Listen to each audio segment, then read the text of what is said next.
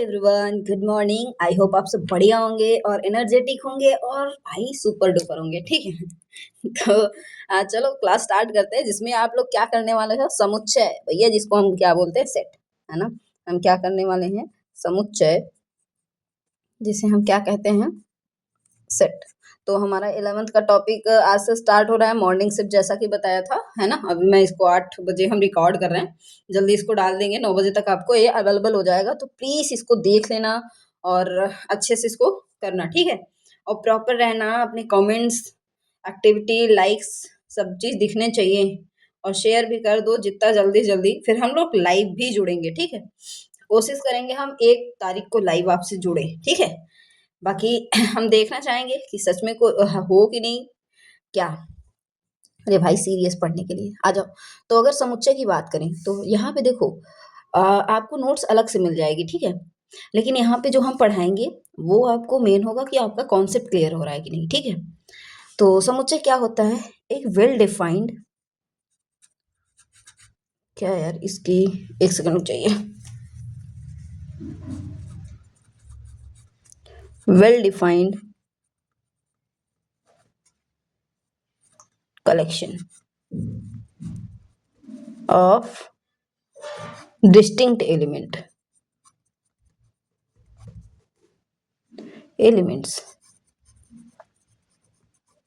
Elements में क्या आ जाते हैं, जैसे कोई थिंग आ गया, थिंग्स, एंड नंबर्स आ गए, या तो पर्सन्स आ गए, लिविंग ऑर्गेनिज्म, है ना, और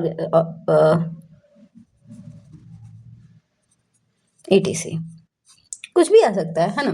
वेल डिफाइंड हो, वेल डिफाइंड कलेक्शन हो, किसका, डिस्टिंक्ट एलिमेंट का। डिस्टिंक्ट एलिमेंट मतलब उसमें एक ही एलिमेंट हो, एक ही एलिमेंट बार बार ना आ रहा हो ना, या एक ही नाम बार बार ना आ रहा हो। तो इसको अगर हिंदी में कहूं तो क्या,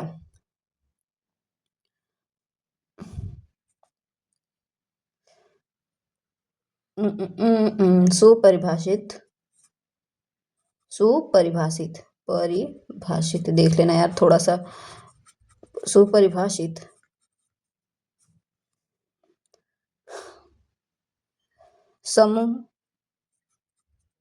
समूह को समुच्चय कहते हैं। अब किसका समूह होना चाहिए सुपरिभाषित, भाई वस्तुओं का, नंबर्स का, या तो पर्सन्स का, है ना। सुपरिभाषित समूह को यानी कलेक्शन को समुच्चय कहते हैं, ठीक है। इसमें और ज्यादा कुछ नहीं सोचना है, सुपरिभाषित हो यानी कह सकते हो परिभाषित में बड़ी रहेगी यहाँ पे ना, परिभाषित, ठीक है। तो सुपरिभाषित समूह को क्या कहते हैं, कलेक्शन कहते हैं। समूह मतलब ग्रुप हो गया, कलेक्शन हो गया ना, चीजों का कलेक्शन हो गया, ठीक। संग्रह को सुपरिभाषित समूह ना करके संग्रह भी लिख सकते हैं, इसकी जगह पे हम संग्रह भी लिख सकते हैं। संग्रह, कलेक्शन मतलब होता है संग्रह, ठीक है। संग्रह को हम क्या कहते हैं, समुच्चय कहते हैं। सुपरिभाषित हो और डिस्टिंक्ट हो, है ना। डिस्टिंक्ट मतलब रिपीटेशन नॉट अलाउड, जिसे हम आपकी बुक में लिखा होगा यूपी बोर्ड वालों में, पुनरावृत्ति, एनसीईआरटी की भाई ये वर्ड है, पुनरावृत्ति, यानी बार बार उसका रिपीटेशन ना हो। डिस्टिंक्ट का मतलब वही होता है, डिस्टिंक्ट का मतलब होता है कि element not repetition of element, है ना। और बताना यार पहली क्लास कैसी लगी, ठीक है। रिपीटेशन एलिमेंट्स का नहीं होगा और जल्दी ही आपको बोर्ड पे हम पढ़ाएंगे, है ना। बस कोशिश करेंगे कि वो भी हमारा 1 तारीख से ही स्टार्ट होगा, ठीक है। आ जाओ। तो हमारा डिस्टिंक्ट एलिमेंट का मतलब होता है यूनिक एलिमेंट हो, है ना, उसमें रिपीटेशन अलाउड ना हो, ठीक है। तो चलो एग्जाम्पल में हो गया, एग्जाम्पल में कलेक्शन ऑफ, या थोड़ा सा देखो हिंदी इंग्लिश में परेशान मत होना, क्योंकि यहाँ पे मैथ्स है, इसमें लैंग्वेज का कुछ बड़ा इशू नहीं होता। Collection of English alphabet, English alphabet,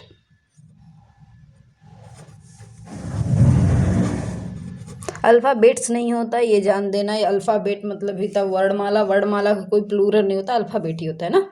collection of English alphabet, तो अगर मैं कहूँ क्या ए से लेकर जेड तक कलेक्शन जो होगा वो भाई एक हमारा सेट होगा ना, वो सबके लिए क्या होगा। अच्छा ये चीज ध्यान देना, जो सबके द्वारा एक्सेप्टेबल हो, वेल डिफाइंड। देखो यहाँ पे भी मैंने लिख दिया well defined collection of distinct elements like things हो गया, नंबर्स हो गया, पर्सन हो गया, ईटीसी। यानी सुपरिभाषित संग्रह को समुच्चय कहते हैं, जिसमें आपके संग्रह ये सब चीजें आ जाती हैं। जैसे कलेक्शन ऑफ हम कह दिए इंग्लिश अल्फाबेट, या तो मैंने कह दिया collection of collection of collection of stationery stationery stationery things like ठीक। तो ये सब क्या आ जाएंगे, ये सब आपके सेट होंगे, वेल डिफाइंड होगा ना भाई। स्टेशनरी में क्या आएगा, रबर मीटर, ये आपका पेन हो गया, पेंसिल हो गया, ये सब चीज़ें स्टेशनरी में आ जाएंगी। इसी तरह इंग्लिश अल्फ़ाबेट। लेकिन अगर मैं कह दूं, अब ये वेल डिफाइंड भी है ना, A to Z आप वेल डिफाइंड है, आपका स्टेशनरी थिंग्स भी डिफाइंड है। लेकिन अगर मैं कह दूं collection of 10 most dangerous species, अरे भाई 10 खतरनाक जानवरों का समूह, 10 खतरनाक प्राणियों का समूह। तो भाई सब चीज़ों, सब अलग अलग पर्सन का, चलो मान लो ये कलेक्शन तो होगा, क्या ये वेल डिफाइंड होगा। वेल डिफाइंड मतलब सुपरिभाषित हो। इसका मतलब कि सुपरिभाषित चीज क्या होती है, जो सबके द्वारा एक्सेप्टेबल होती है, उसे सुपरिभाषित कहते हैं। ठीक है, तो भैया देखो क्या हो जाएगा यहाँ पे बोला है collection of 10 most dangerous species. अब देखो अभी यही एग्जांपल ले रहे हैं भाई, अगर एक छिपकली आ जाए, छिपकली सबके लिए डेंजरस तो नहीं होती, कुछ लोगों के लिए कोई फर्क नहीं पड़ता, लेकिन भाई कुछ लोगों के लिए डर के मारे उसकी हालत खराब हो जाती है ना।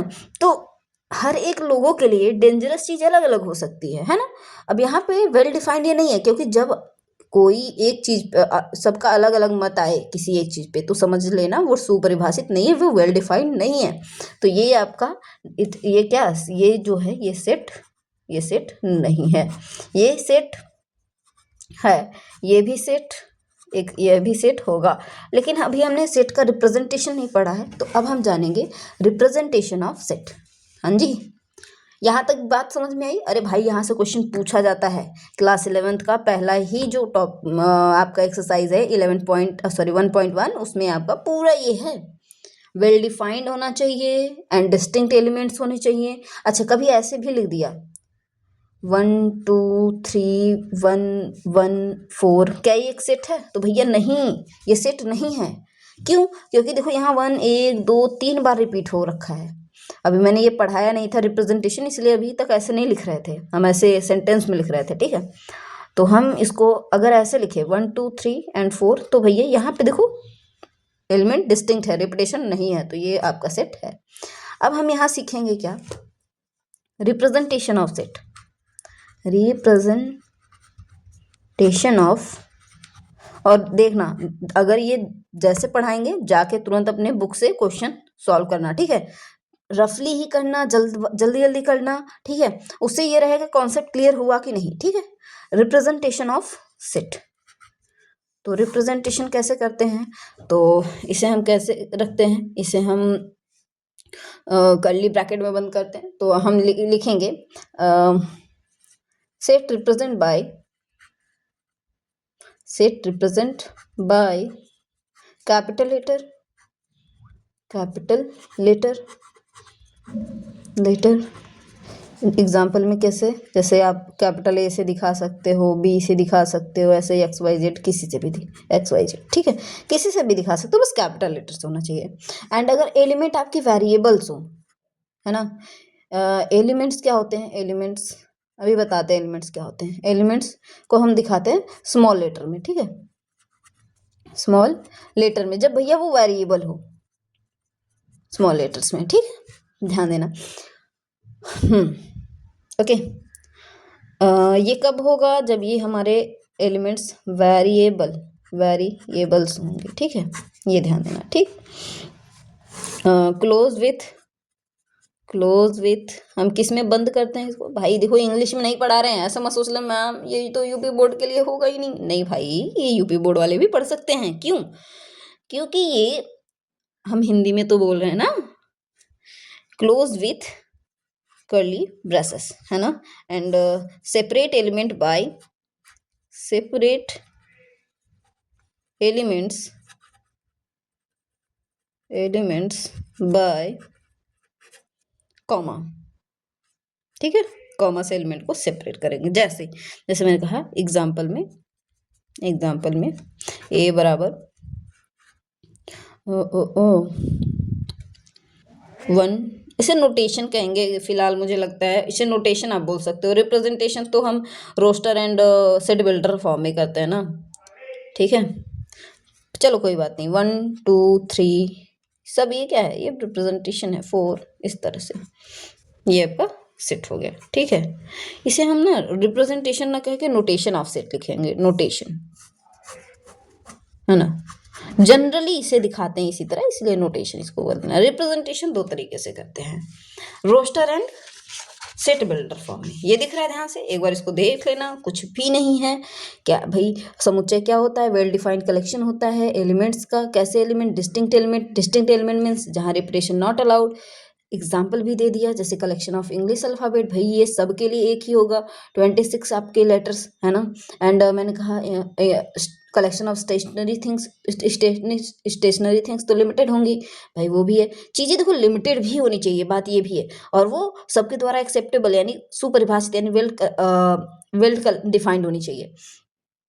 और फिर collection of most 10 dangerous species, भाई हर इंसान के लिए अलग अलग चीज़ें डेंजर, देखो सांप, सपेरे के लिए सांप डेंजरस नहीं है, लेकिन हमारे लिए साला देखते ही सांस निकल आए बाहर, है ना, सांस क्या जान निकल आए बाहर ऐसा लगता है। तो हम अलग अलग चीज़ें हैं सबके लिए, ठीक है, इसलिए ये आपका नहीं होगा। हाँ ऐसे कभी दिखाया जाए तो ये भी सेट नहीं है, क्यों, क्योंकि भैया यहाँ 1 1 1 3 बार रिपीटेड है, तो हम इसको कुछ इस तरह लिखेंगे तब ये बनेगा सेट। नोटेशन जनरली कैसे करते हैं, तो भाई हम सेट को कैपिटल लेटर से दिखाते हैं, जैसे ABC XYZ किसी से भी। एलिमेंट्स आपके अगर वेरिएबल है तो स्मॉल लेटर से, अदरवाइज नंबर को तो नंबर की तरह दिखाएंगे। क्लोज करते हैं इसको हम कर्ली ब्रेसेस में, सेपरेट करते हैं इसे कॉमा से, लाइक दिस। अच्छा, सेट का मतलब होता है भैया एक सेट, कहते हैं कपड़े वपड़े का सेट। एलिमेंट्स क्या होते हैं भाई, देखो जो 1 2 3 4 ये सब आए हैं ना, इन्हें कहते हैं एलिमेंट्स, और हिंदी में इसको कहते हैं अवयव। तो अवयव, तो हम एलिमेंट्स ही पढ़ेंगे ना, अवयव थोड़ा अजीब लगेगा पढ़ने में, तो सब लोग हिंदी मीडियम के चाहे हो चाहे इंग्लिश मीडियम से हो, सब लोग एलिमेंट्स ही बोलेंगे, ठीक है, ओके। ठीक, यहाँ तक चीज़ें समझ आई, चलो आगे देखते हैं। अरे बहुत आसान है यार, है ना, बहुत ही ज़्यादा आसान है। आसान की तो बात ही छोड़ो, बहुत ही ज़्यादा आसान है। छपा नहीं है तो इधर ही बता देते, क्यों पेज खराब किया जाए ना। चलो आ जाओ, अब हम जानेंगे रिप्रेजेंटेशन ऑफ सेट, है ना। अगर मैं बात करूं रिप्रेजेंटेशन ऑफ सेट्स, तो दो तरीके से रिप्रेजेंट करते हैं, एक तो रोस्टर और दूसरा सेट बिल्डर। रोस्टर फॉर्म लिख सकते हो और ये सेट बिल्डर फॉर्म लिख सकते हो, ठीक है। अच्छा, रोस्टर फॉर्म को एक और नाम से जाना जाता है, इसे हम टेबुलर फॉर्म भी बोलते हैं, सूचीबद्ध, टेबुलर फॉर्म। अच्छा, इसका हम नाम लिख रहे हैं, इसे हिंदी में क्या कहते हैं, कहीं सूचीबद्ध लिखा रहे, सूचीबद्ध तो समझ लेना टेबुलर फॉर्म है। रोस्टर फॉर्म तो रोस्टर ही लिखा रहेगा। सेट बिल्डर फॉर्म को क्या लिखा रहेगा, समुच्चय निर्माण विधि, समुच्चय निर्माण विधि या रूप, है ना, समुच्चय निर्माण विधि, मेथड लिख देते हैं। सेट बिल्डर मेथड कभी लिखा रहता है, फॉर्म लिखा रहता है, मेथड लिखा रहता है, बात एक ही है। देखो जब हम इनको यानी जब हम सेट्स को कुछ ऐसे दिखाते हैं, जैसे मैंने कहा ए बराबर क्या है, AEIOU है, तो भैया यहाँ पे अगर इस तरह से दिखाया जाए, यानी आपके वेरिएबल्स हो उन्हें कॉमा से सेपरेट किया जाए, कर्ली ब्रैकेट में हो इस तरह से, तो ये आपका क्या हो जाएगा, टेबुलर फॉर्म या तो रोस्टर फॉर्म। अगर बात इसी को कहूँ मैं, किस में लिख दूँ, सेट बिल्डर फॉर्म में, तो इसे लिखोगे A = कर्ली ब्रैकेट। अब ये जो वैल्यूज हैं वो एग्जिस्ट कर रहे हैं, ये वेरिएबल है, मान लेंगे यक्स सच दैट यक्स जैसा कि यक्स है, क्या है, एक्स क्या लिखेंगे? इज अ क्या? Is a vowel of English alphabet, English alphabet. समझे? ऐसे लिखेंगे, यानी जब वर्ड्स के फॉर्म में से डिफाइन करा जाए, पर बंद करेंगे कर्ली ब्रैकेट में, और यहाँ पे इसे एक तरह से वेरिएबल मान के लिखेंगे। अभी एक आध दो और देख लो, जैसे मैंने कहा बी बराबर 1 2 3 कॉमा डॉट डॉट डॉट, है ना? तो यहाँ डॉट डॉट डॉट मतलब इनफाइनाइट सी है ये है हमारे, है ना? अब इसको हम कैसे करेंगे? एक तो इसे हम लिखेंगे बी बराबर ऐसे कि x such that x where x belongs to natural number, ऐसे भी लिख सकते हो, या तो इसको पूरा आप डिफाइन करके लिख सकते हो ना, x is a natural number. ठीक है, समझ आ रहा है ना चीजें? इसको ऐसे इतने छोटे में भी लिख सकते हो, या तो इसको और ऐसे भी लिखा जा सकता है कि भाई x such that x where x is a natural number.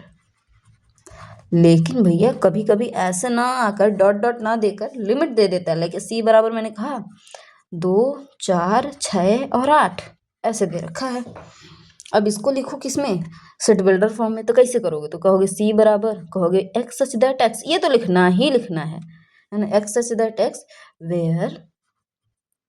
Where x is a, दो का मल्टीपल दिख रहा है क्या? 2 दूना 4 दूना 8, एक्स या तो ऐसे ना लिख कर ऐसे कर दो, x such that x where x equals to, ऐसे भी लिख सकते हो, where x equals to 2n, है ना?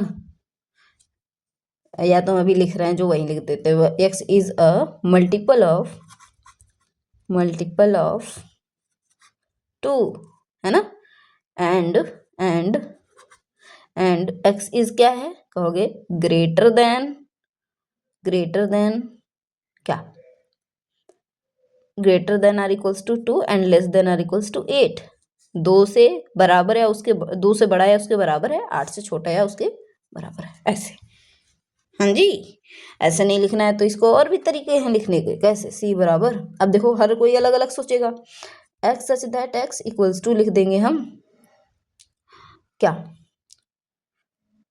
2n, डायरेक्ट ऐसे लिख दो, where n is greater than or equals to 1 and less than equals to 4, है ना? बस देखो यहाँ पे 2n है मतलब 2 का मल्टीपल है, और n की वैल्यू 1 से बड़ी है, 4 से छोटी है या उसके बराबर है, तो जब 1 रखोगे n की वैल्यू 2 1 2 आएगा, 2 रखोगे, और हाँ, और यहाँ डिफाइन भी कर देना n belongs to natural number, ऐसे ऐसा समथिंग। ठीक है, तो ये होता है आपका रोस्टर फॉर्म या set builder form. Hope so ये चीज समझ आ गई होगी। तो अभी अब चाहे जैसे भी क्वेश्चन दे दिए जाए, जैसे ऐसे मैंने कहा d इक्वल्स टू, चलो देखो मैंने कहा यहाँ भैया 1 है, 1/2 है, 1/3 है, 1/4 है ना? नहीं, ये 1/2, हाँ 1/2 1/3 1/4 ऐसे ले लिया, 1/5 इस तरह से, dot dot dot infinite series का है। अभी बताएंगे, टाइप्स भी बताएंगे, ये कैसे इसको किस नाम से जाना जाएगा। अगर ऐसा है तो जब देखो फिक्स्ड एलिमेंट हो तो फाइनाइट सेट कहा जाता है, जब फिक्स्ड एलिमेंट ना हो, बहुत सारे एलिमेंट हो, डॉट डॉट ऐसे लगा दिए तो इनफाइनाइट सेट बोला जाता है। तो यहाँ पे ये क्या लिखोगे? कहोगे D equals to x such that x equals to क्या है? 1/n प्लस क्या? 1, where n belongs to natural number. चलो देखो, जब यहाँ मैं 1 रखेंगे हम, है ना? 1 तो ऊपर रहेगा ही, नीचे 1 रखोगे तो 1 1 2, 2 रखोगे 2 1 3, तो 1/3 आ जाएगा। फिर 3 रखेंगे तो 1/3 + 1 4, 1/4। तो ठीक है, समझ आ रहा है कैसे कर रहे हैं? तो बस ऐसे ही सोचना, और अब यहाँ से आपका 1.1 कंप्लीट हो जाएगा। लेकिन इससे पहले एक चीज़ और देख लो, हमने एलिमेंट की बात कर रहे थे, है ना? क्योंकि अभी देखो अब दिसंबर मंथ का ये लास्ट मंथ चल रहा है, तो जहाँ तक है 11th के स्टूडेंट्स 11th की चीज़ें पढ़ रखे होंगे, और लेकिन जो 10th के स्टूडेंट है 11th का पढ़ना चाहते हैं, उनके लिए भी भाई स्वागत है आपका, इधर आ जाओ। जैसे मैंने कहा तो 2 4 6 ए बराबर मैंने लिख दिया 2 4 6 8 10 इस तरह से। तो क्या यहाँ पे बताओ, अब यहाँ पे एक सिंबल आता है, ये इसे हम क्या पढ़ते हैं, इसे हम पढ़ते हैं बिलोंग्स टू। इसे हम क्या पढ़ेंगे, बिलोंग्स टू। ठीक है, जब ऐसे लिखा रहेगा ऐसे, अभी आगे और सब सिंबल बताएंगे। इसका मतलब होता है does not belongs to, does not belong, belong करना मतलब इसमें स्थित होना, सम्मिलित होना, बिलोंग्स टू। अगर मैं कहूँ क्या 6 बिलोंग्स टू ए है, तो बिल्कुल है। अगर मैं कहूँ 9 बिलोंग्स टू ए है, तो डज नॉट बिलोंग्स टू भैया। तो ऐसे भी क्वेश्चन आएंगे, आपको ये सिंबल भरने को देना करना होगा, तो आप ऐसे कर सकते हो। अगर मैं कहूँ 10, तो भाई देखो 10 इस सेट में है तो कहोगे 10 बिलोंग्स टू ए।